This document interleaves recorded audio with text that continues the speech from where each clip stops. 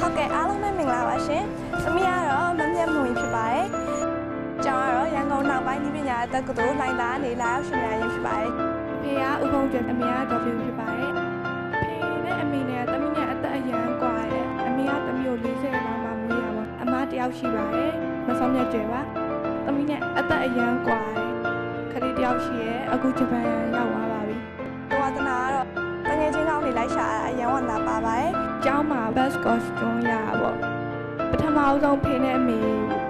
ဂုံဖွင့်ပေးလိုက်တဲ့ဟာလေးပေါ့။သူတို့သမီးကအဲ့ဒါရရဲဆိုပြီးတော့